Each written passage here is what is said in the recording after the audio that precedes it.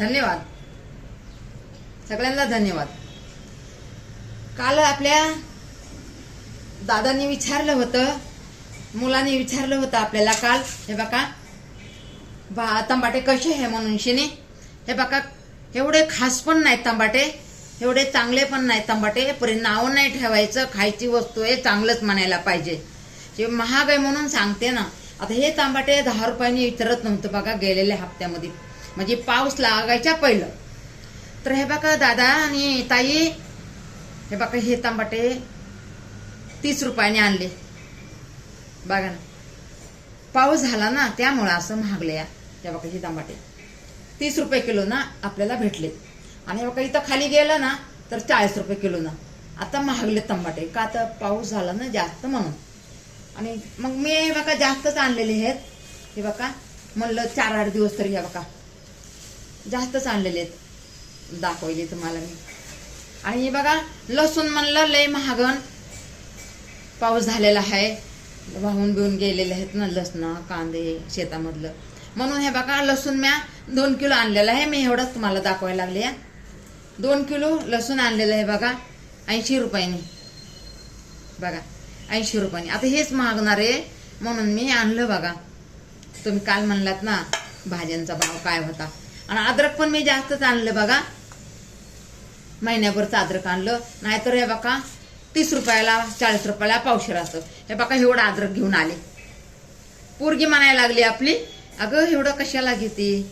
तर मी म्हणलं जाऊ दे बाई, महागलं तर. आणि मला कसं मी बाहेर येत पण नाही, आणि मग मी माझे पैसे पण नाही काढत. आता आहे माझ्याकडे 1000 रुपये, तर घे तुला काय पाहिजे ना सामान घे म्हणलं. दवाखान्यात गेले होते पोरीसाठी, पण दवाखाना काय ते ढोस बीस तोंडात दिलं वाटतं. तर मग दावगोळी नाही म्हणले, नका खाऊ म्हणले दावगोळी. आणि दिला तर खात पण नाही ना आपली पोरगी, खात पण नाही. म्हणून ते दवाखान्याचा नुसता ढोस दिला तोंडामध्ये आपल्या मुलीला होमिओपॅथिकचा. तर मग ते येता येता तिला म्हणलं चल बाय मार्केटला चल, म्हणून थोडं सामान आणलं. हे बघा अद्रक आणली. हे बघा हे अजून आहे तिकडं लसूण, एवढं लसूण आणला ठेवलाय मी फ्रीजमध्ये, ठेवलाय खराब नाही व्हावं म्हणून. आणि मग कैऱ्या आणल्या बघा, अशा कैऱ्या आणल्या 2 किलो आणल्या. इथं आपल्या रोडला 80 रुपये किलो आणि आपल्याला मार्केटमध्ये भेटलं 30 रुपये किलो. बघा किती फरक आहे. मग मी तिकडून चालते, मी एक तर जात नाही ना आता मार्केटला. आणि हे बघा हिरवी मिरची किती आणली बघा की मी दाखवते तुम्हाला. हे बघा पुरीला पण ह्याच्यातली दिली या. हे बघा पोरगी म्हणायला तो मिक्स आणली या, सरकारी मिरची आणि गावरान मिरची मिक्स आणली या. हे बघा एवढी मिरची आणली. पुरी लागल्यात मला किरकिर करायला, एवढी मिरची कशाला आणली. अहो लागते की, आणि चांगली ठेवली ना तर चांगलीच राहते बघा. ह्याला काय करायचं, पेपर नाही ओल्या कपड्यामध्ये बांधून ठेवायचं. आधी पहिला काय करायचं, पेपरमध्ये ते नसतं का हो ते बेगडी कागद, त्याच्यामध्ये मला सांगता येईना त्याला काय म्हणतात, मला काय बोलता येईना. तर त्या पेपरमध्ये आपण नाही का चपाती गरम राहते म्हणून ते पेपर आपण चपातीला ठेवतो आपल्या ह्याच्यामध्ये दुर्डीमध्ये चपातीच्या डब्यात. तर हे बघा मग ह्या मिरच्या तशा ठेवू म्हणलं. आणि कांदे पण आणलेत भरपूर, कांदे आहेत तरी कांदे आणलेत मी भरपूर. आता काय सांगावं तुम्हाला. आणि मग कोथिंबीर तर लय महाग आहे बघा, 80 रुपयाला गड्डी. ते बघा मी पाऊण गड्डी, म्हणजे पाऊण गड्डी नाही, अर्धीतली अर्धी गड्डी 30 रुपयाला, अर्धीतली अर्धी गड्डी 10 रुपयाला कोणी विचारत नाही. असं बघा टायमाला महत्व आहे.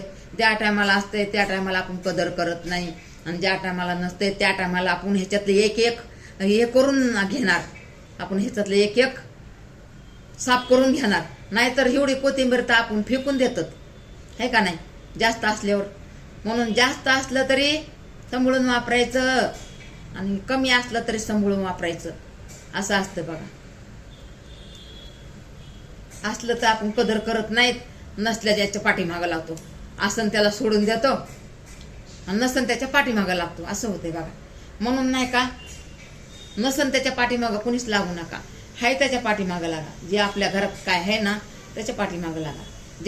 जे आपल्याकडं नाही ना त्याच्या पाठीमागं आपण लागायचंच नाही. म्हणजे काय वस्तू म्हणजे काय, आपल्याकडे आता मिरच्या आहेत समजा, आपल्याकडे मिरच्या आहेत, तर आपण काय करायचं, ह्या मिरच्या सांभाळून ठेवायच्या, सांभाळून वापरायच्या. आपण अशाच जर फ्रीजमध्ये ठेवल्या, आता ताट उचललं आणि आपण असंच फ्रीजमध्ये ठेवलं तर ते तर सुकून खराब होणारच आहे ना.